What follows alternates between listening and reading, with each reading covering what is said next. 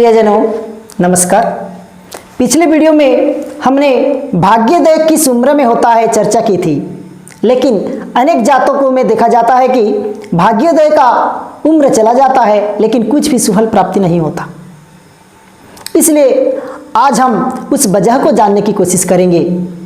भाग्योदय में बाधक योग किस ग्रह से हो रहा है, भाग्य में रुकावट। एक नया विषय लेकर आपके सम्मुख में मैं भूपेश तिवारी फिर एक बार पंडित त्रिखीराम ज्योतिर्विज्ञान में आप सभी का स्वागत करता हूं।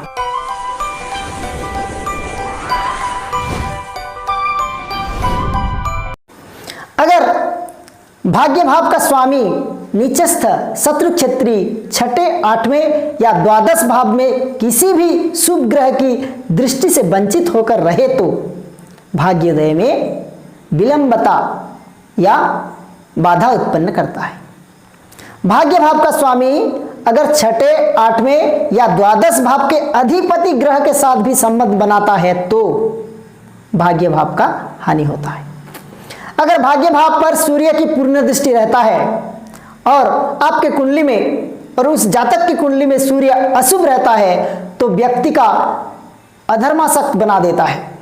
राजनीतिक क्षेत्र में असफलता, नौकरी के लिए दर दर भटकता रहता है। अशुभ चंद्रमा की भाग्य भाव पर अगर दृष्टि पड़ी तो व्यक्ति की मानसिक स्थिति ठीक नहीं रहता। वह किसी स्त्री के वजह से अपना सब कुछ खो देता है।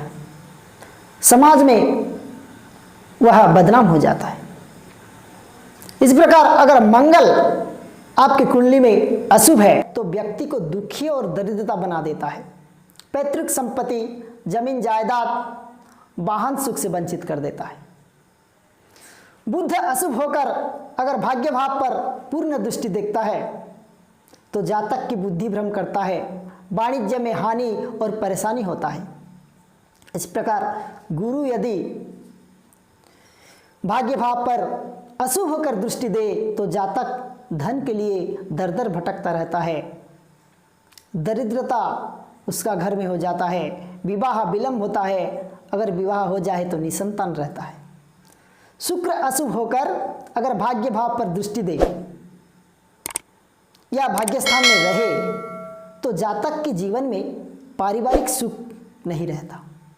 उसका प्रेम संपर्क में बार बार उसको धोखा खाना पड़ता है। विवाह आदि विलंब होता है और एक प्रकार मानसिक विकार उससे उत्पन्न हो जाता है।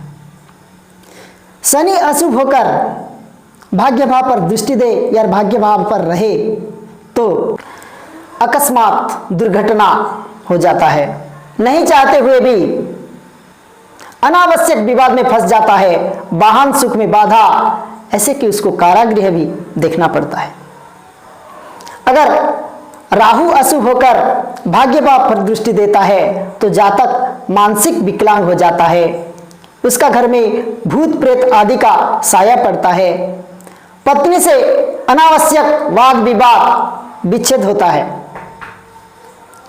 अगर केतु ग्रह आपके भाग्य में भाग्य भाव पर दृष्टि डालता है या अशुभ होकर भाग्यस्थ रहता है तो जातक जीवन में जहर पान कर लेता है। किसी की सहयोग उसे प्राप्त नहीं होती। शारीरिक पीड़ा लगा रहता है और उसको कर्म के लिए और भाग्य के लिए उसको दर दर भटकना पड़ता है। अगर आपकी स्थिति ऐसी है तो समझ लीजिए कि उसी ग्रह के कारण आपके कुंडली में इस बाधा उत्पन्न कर रहा है। आज के लिए बस इतना। इन सभी के निवारण के लिए अचूक और प्रभावशाली उपाय के साथ मिलते हैं अगली वीडियो में। धन्यवाद। जय जगन्नाथ।